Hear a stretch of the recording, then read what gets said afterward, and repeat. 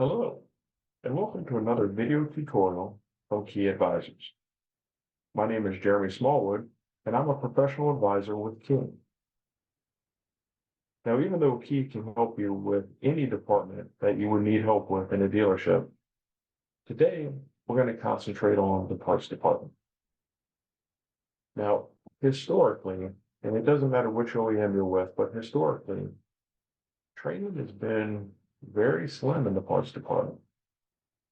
We may have some product training or product knowledge, we may have some selling skills, but as far as doing your everyday, day in, day out job in a parts department, training is lacking in the industry.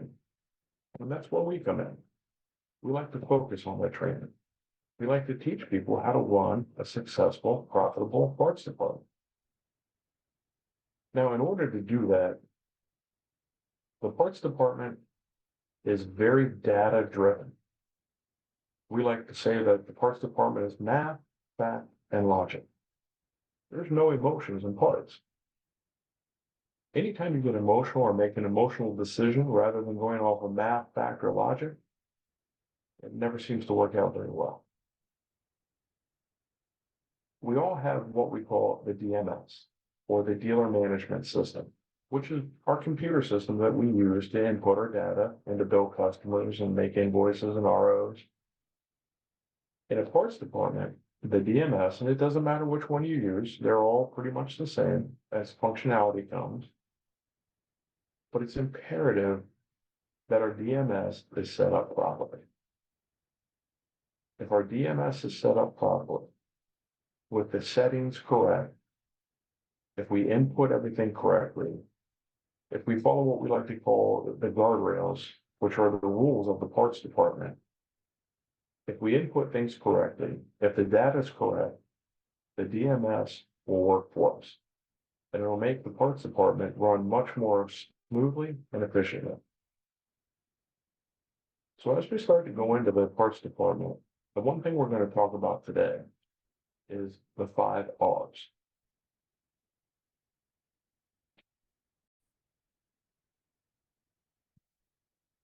The 5 R's are imperative if we're going to run a successful parts department. The 5 R's are right part, right quantity, right shelf, right time, and right cost. If we think about our service department, we want those service people to have those trucks running through the shop quickly and efficiently. We want to make sure that they have the parts they need so that they can speedily turn trucks around and get them back on the road. For our customers at the counter, when they come in, we want to make sure that we have the parts that we need so that they can get their vehicles up and running. We want to make sure that we have the right quantity. We want to make sure that we have them in stock. We want to make sure that they have the right price for our customers and for the shop. So the 5 R's are really important to everything we do in the parts department, as far as accuracy, as far as reducing obsolescence. Everything we do revolves around these 5 R's. So the first of the 5 R's, the right part. The right part. What is the right part? And I'm sure you've heard this before, but what is a life cycle of a part? So in order to have the right part on the shelf, we need some data. We need to know what we need. So as we referred to in the beginning with our DMS, do we have our inventory settings correct? Now, most people in the industry use a 3 and 12 rule. And the reason they use that rule is you have to have 3 hits, sales, demands, or picks, depending on what DMS you use, is how they title it. But you have to have at least 3 demands in 12 months in order for that part to be a stocking item. And by stocking, we mean something that you want on your shelf. Why do we do that? Well, again, if we're talking about math, fact, and logic, the math shows us that if we sell a part one time, our chances of selling that part again are about 33%. Now, if we sell it 2 times, our chances rise to 66%. But if we sell it 3 times, our chances now rise to 95% that we're going to sell that part again. So again, there's math, fact, and logic behind what you put on the shelf. And once you get those 3 hits, or those 3 sales or picks or demands, that now becomes a stocking part. We want to make sure that our DMS is set up properly so that it's bringing the parts in when they should be coming in. So that brings us to the life cycle. In the life cycle part, we just talked about how you have to have those 3 hits, picks, or demands in order for that part to become a stocking item. And when we first have a very first hit, pick, or demand for that part, we set the part number up. We put the part number in the system with a cost, with a description. We make sure that it's in the right source code so that the price tapes will run properly. And then as we get that second and third hit, that part now becomes a stocking item. And once it becomes a stocking item, there's a life cycle or a lifespan that part goes through of where the sales will increase, it'll become a steady seller, you'll sell it quite often. And then eventually the sales will start to die off because that part is no longer popular. And as they die off, it slowly fades away until you have no more of them and it'll delete out of the system. So we call this phase in and phase out. It's a life cycle of a part. So again, if we have our DMS set up properly to record the life cycle of a part, to record how many hits it takes to go into the inventory, to know when it is a good stocking item, we're going to have the right part in stock. Now, number 2 on the 5 R's is right quantity. Again, how is our DMS set up? When we think about the right quantity, we need to think about a couple different things. The first thing is our inventory settings in the DMS. Are they set up properly? If it takes 6 injectors to do a job, and every time we sell those injectors, we sell 6 at a time, have we set our inventory settings to ensure that we have 6 of those on the shelf? Have we set our min and max? Have we set our lead times? Have we set our buy times? We need to make sure that we have the right quantity on the shelf. Now, also involved in that, there's a couple things that we need to look at. We need to look at our open orders. Because if a part is on order, it will never reorder. Doesn't matter which DMS you're using, if a part is on order, it will never reorder. So if you see you've got a lot of back orders or open POs or partially open POs with parts on them, we need to get those cleaned up so that the right quantity can come in and be on the shelf when we need it. We also need to track lost sales. Now, this is something that a lot of people argue about. But if we look at it at a different angle, and instead of looking at it as a lost or maybe a negative connotation, we need to look at that as building demand. Remember earlier, we said we had to have 3 hits in order for it to be a stocking item. Well, if we're doing our lost sales properly, we're building that demand, which is going to mean that we have the right part in the right quantity. So we have to track our lost sales. And we also have to look at something called stockouts. Now, stockouts is exactly how it sounds. It means that there's a part that we stock, and for some reason we're out of it. We need to research and find out why. Is it on backorder? Is there an open PO? Is there something wrong with the part number? Maybe the source code's messed up. Maybe the part number itself is messed up. We need to identify the reason why their stockouts are not on our shelf. And then the third R, the right shelf. What is the right shelf and why does it matter? In a parts department, obviously you have a lot of different parts. A lot of parts coming in, going out, constantly moving around. We need to make sure that those parts are located properly. Everything in that parts department needs to have what we call a bin location. You need to be able to find the part when you need it or when it's called for.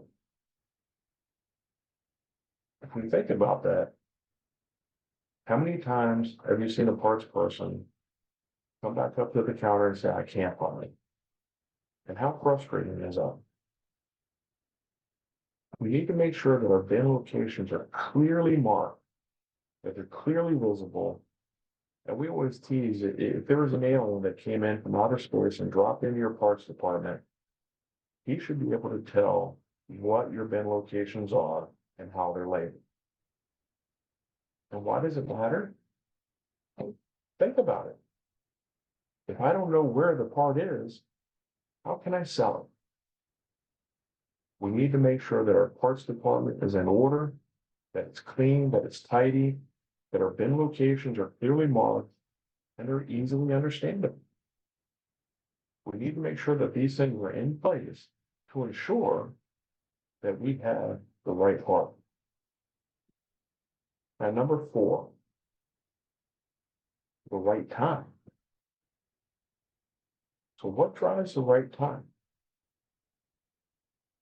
Well, if we think back in the day, we used to do stock orders on green bar paper with a ruler and a pencil. We used to go through, we used to mark everything manually.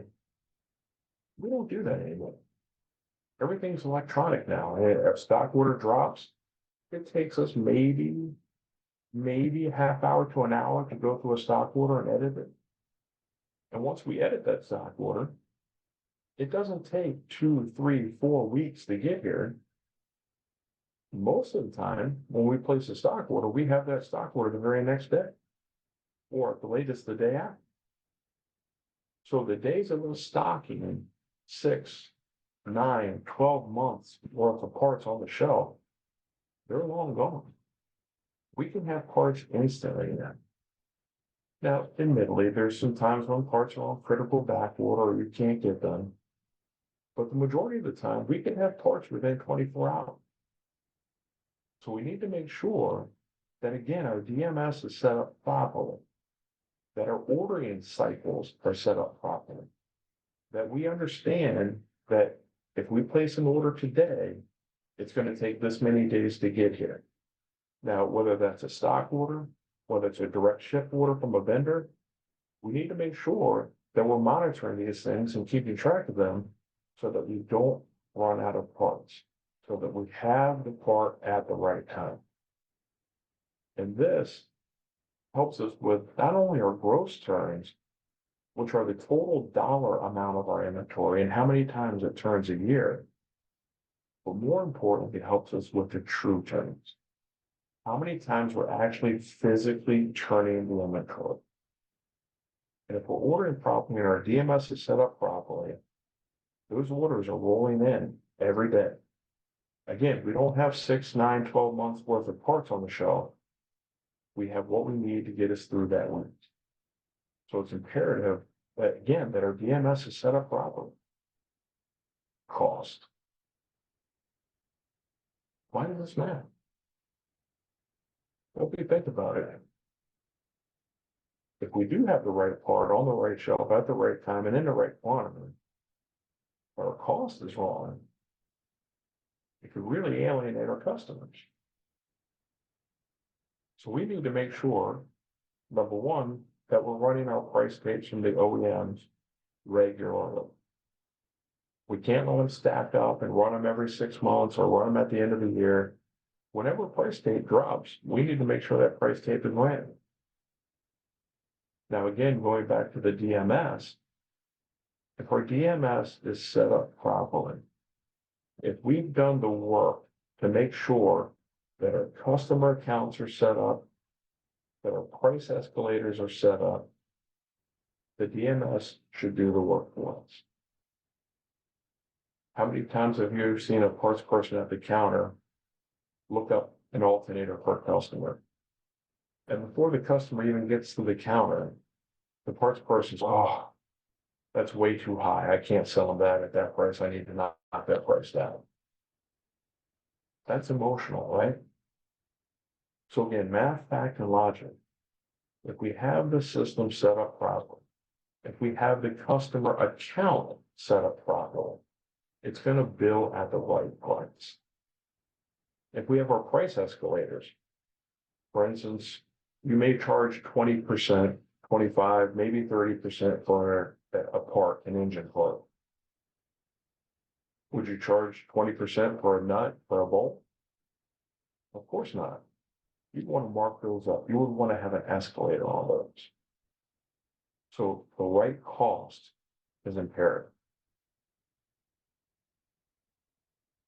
So the 5 R's are extremely important. We're going to have a profitable, well-run parts department. We need to have the right part in the right quantity on the right shelf at the right time and for the right cost.